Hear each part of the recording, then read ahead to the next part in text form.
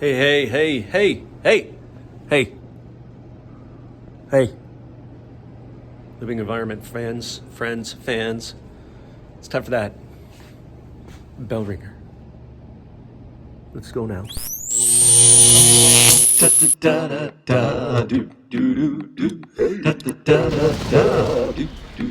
All right. Hey now. Mr. Kovacs class. It's Mr. Kovacs class. You might learn a ton. It's Mr. Kovacs class. It's interesting too. It's Mr. Kovacs class. And he's super cool. It's Mr. Kovacs class. Ah, yes, Gregor Mendel, the father of genetics. It's an interesting name for your child, genetics. Oh, wait, no. He didn't have any children. He was a monk. He's the father of genetics because he came up with all the rules of heredity by working with pea plants in the gardens in the monastery in rural Austria back in the 1800s. And let's take a look at what he figured out.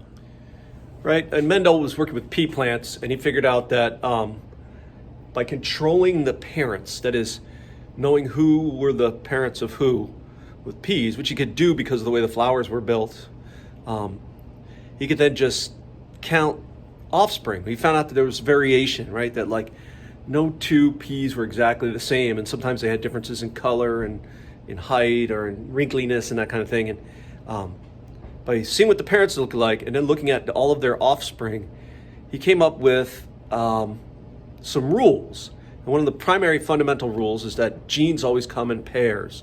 You get one copy from mom, one copy from dad. They always come in pairs.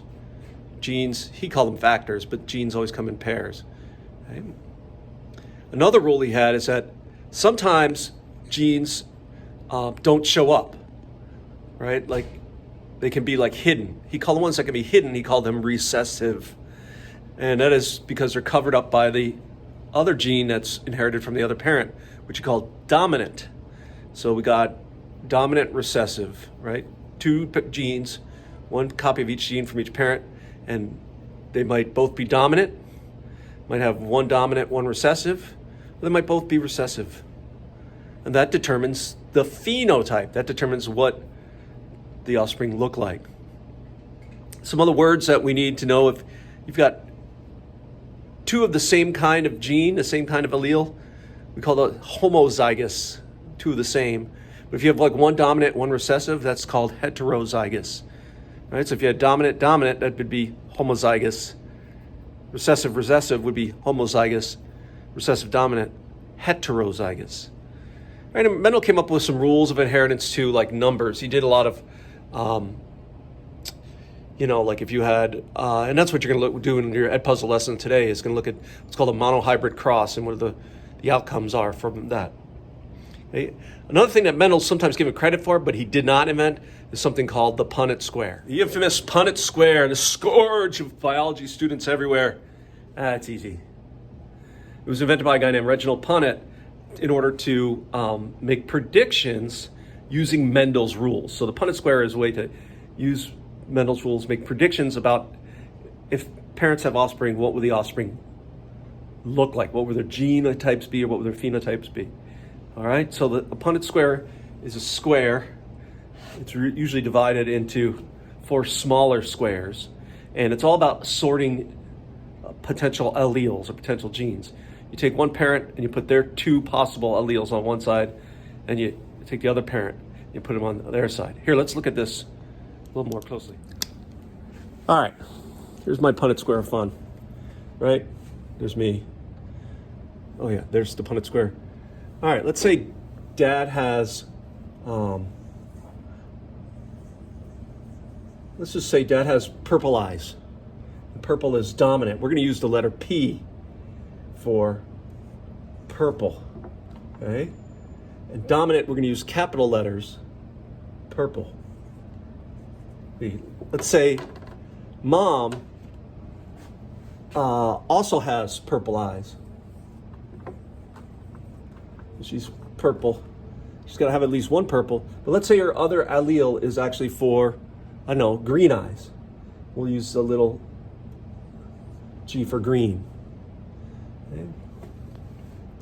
They decide to have children. There are 4 possible combinations, right? Dad's going to make 2 different sperm cells, right, that he could possibly make. Only one of them is going to fertilize the egg. Mom's going to make 2 different egg cells that she could possibly make. Only one of them is going to fertilize the egg. Right? So what are the 4 combinations? You take this sperm from dad, it gives you a big P. This egg from mom gives you a big P. That kid is going to have purple eyes. Okay? And it's going to have a genotype of homozygous dominant.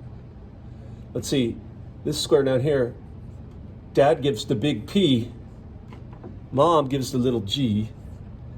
This, even though this is heterozygous, even though they inherit the green-eyed gene, this guy's still going to be purple eyes because purple is dominant. Okay? And of course you got the other sperm cell. Dad gives the big P, mom gives the big P from this egg. We got purple eyes, and then the last combination is dad gives the big P, mom gives the little g. Then we have purple eyes. We can make predictions. We can say if these 2 parents have offspring, there is a 1, 2, 3, 4 out of 4 chance their eyes are going to be purple. If I want to know their genes, there's a 2 out of 4 chance that they'll be homozygous dominant, and a 2 out of 4 chance that they'll be heterozygous. And that's all Punnett squares do, is they make predictions. Here, that's going to do some practice today in your Ed Puzzle